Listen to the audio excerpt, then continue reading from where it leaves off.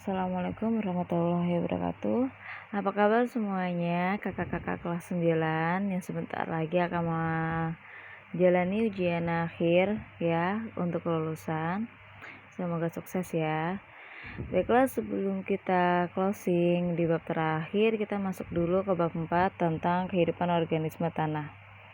Baiklah, sebelum kita mulai, kita berdoa dulu. Semoga apa yang kita pelajari penilaian manfaat dan menjadi kemudahan untuk kalian. Berdoa dimulai. Oke, amin. Kita masuk ke kehidupan organisme tanah. Langsung aja ya, Kak. Baik, di tanah ini merupakan suatu medium, wadah, atau tempat tumbuhnya tumbuhan yang tersusun dari bahan-bahan mineral hasil pelapukan batuan dan bahan organik hasil pelapukan sisa-sisa tumbuhan dan hewan. Nah, secara vertikal, tanah ini tersusun berlapis-lapis dengan warna yang berbeda-beda. Hal ini disebabkan karena proses pelapukan yang membutuhkan waktu dan proses yang berbeda juga. Di sini untuk tanah yang telah mengalami perubahan itu disebut dengan regolit. Nah, semakin kelapisan paling atas tanah ya, maka pelapukannya ini akan jauh lebih cepat dan lebih mudah karena dibantu dengan angin, air, kemudian oleh panas ya. Kemudian bagian ini tanahnya juga lebih mantap, biasanya lebih subur umumnya karena banyak organisme tanah ya, seperti cacing, ada mikroorganisme tanah ya kan, kayak bakteri. Kemudian di sini juga banyak akar-akar tumbuhan ya, jadi tanahnya itu jadi jauh lebih gembur atau lebih subur. Dan selanjutnya pelapukan di sini ya, pelapukan sisa tumbuhan atau bahan organik oleh mikroorganisme itu merupakan contoh proses destruktif, sedangkan pembentukan mineral baru merupakan proses sintesis ya. Nah, di sini kalian bisa lihat pada gambar itu ada lapisan atas, lapisan tengah, lapisan bawah atau sedimen, kemudian ada lapisan batuan induk ya. Next, di sini pembentukan tanah itu dibagi menjadi 3 proses, yaitu ada pembentukan proses secara fisika, kemudian secara kimia, dan secara biologis. Nah, kalau secara fisika itu secara fisis ya, atau secara mekanis ya, yang mana dia itu bisa pengaruh oleh air, kemudian angin, dingin, panas, abrasi ya. Nah, itu secara fisika. Sedangkan kalau misalnya secara kimia, nah ini biasanya akibat aktivitas air yang mengandung karbon dioksida, sehingga menyebabkan batuan-batuan tersebut menjadi hidrolisis, hidrasi, atau larutnya mineral. Kemudian secara biologis, nah biologis ini umumnya pelapukan batuan itu disebabkan karena mikroorganisme ya, atau juga bisa dibantu oleh lumut ya, pokoknya makhluk-makhluk hidup itu adalah secara biologis.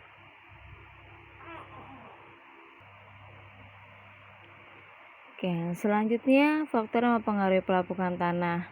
Di sini ada 5, yaitu ada iklim, organisme tanah, batuan dasar, topografi, sama waktu. Yang mana kalau misalnya pelapukan tanah akibat iklim, nah ini karena curah hujan. Semakin besar curah hujannya, maka akan semakin cepat proses pembentukan tanah dari batuan. Kemudian organisme tanah.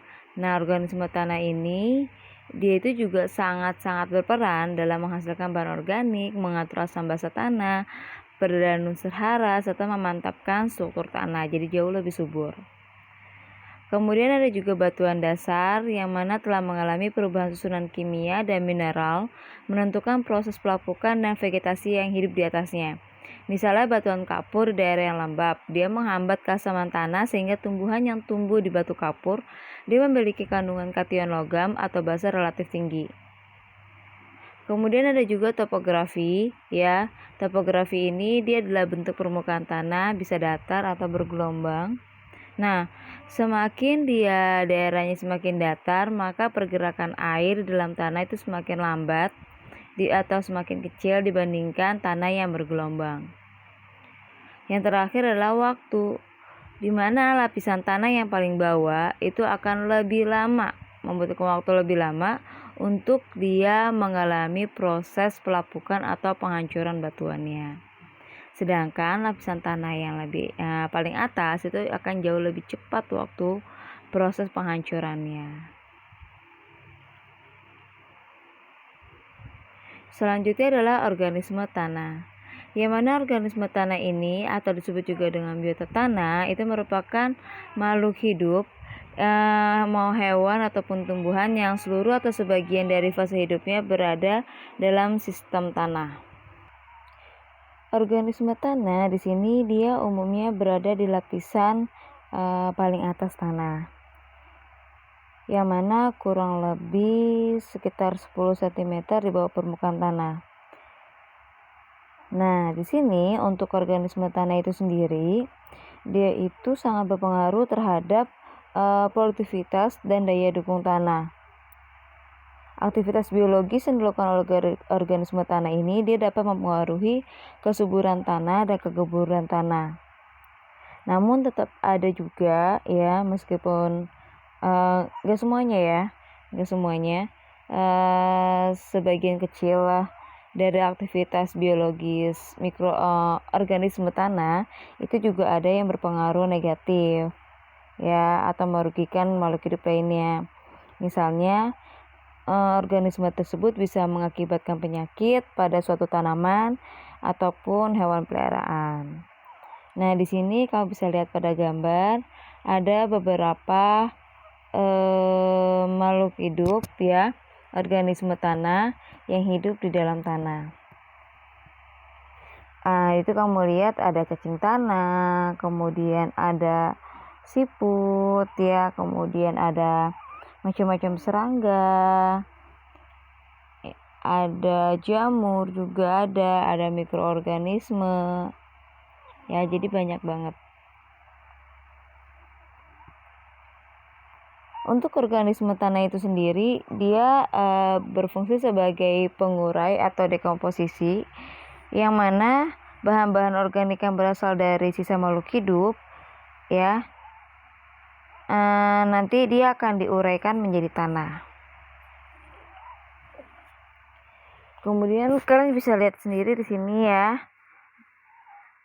beberapa bakteri atau mikroorganisme tanah itu dia juga berperan penting dalam penyuburan tanah dan pembentukan nutrisi yang ada pada tumbuhan, dan secara tidak langsung dia juga memenuhi nutrisi pada manusia dan hewan ya, yaitu adalah bakteri nitrifikasi. Yang mana bakteri nitrifikasi ini dia itu merupakan kelompok bakteri yang mampu menyusun senyawa nitrat dari senyawa amonia. Nah, contohnya adalah bakteri Nitrosomonas yang mampu mengubah amonium NH4+ menjadi nitrat NO2-. Dan ada juga bakteri Nitrobakter yang mengubah nitrit yang menjadi nitrat. Nah, nitrat di sinilah merupakan sumber anorganik yang sangat dibutuhkan oleh tumbuhan. Secara bersama-sama proses yang tadi Ibu sebutkan itu namanya proses nitrifikasi.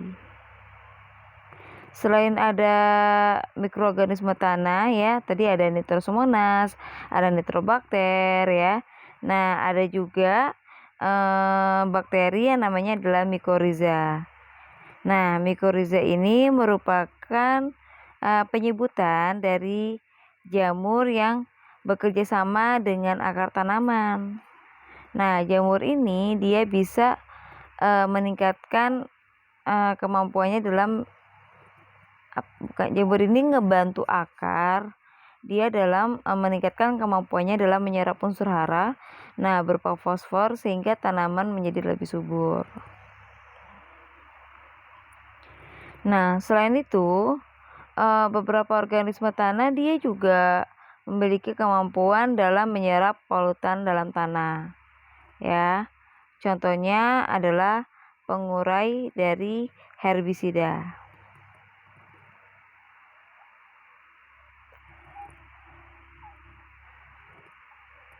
Kemudian ada juga beberapa organisme tanah yang dia juga berfungsi untuk memakan bahan kimia tertentu yang sangat berbahaya tentunya bagi tumbuhan itu sendiri.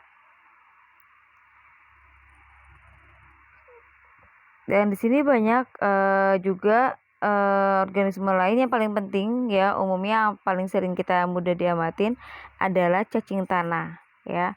Yang mana cacing tanah ini dia ini ngebantu dalam memantapkan struktur tanah agar tanah menjadi lebih subur, kemudian lebih berpori-pori sehingga tanah ini maksimal dalam penyerapan air. Seperti itu. Ya. Sudah selesai materi kita tentang tanah, semoga dapat mudah dipahami dan dapat mudah dimengerti.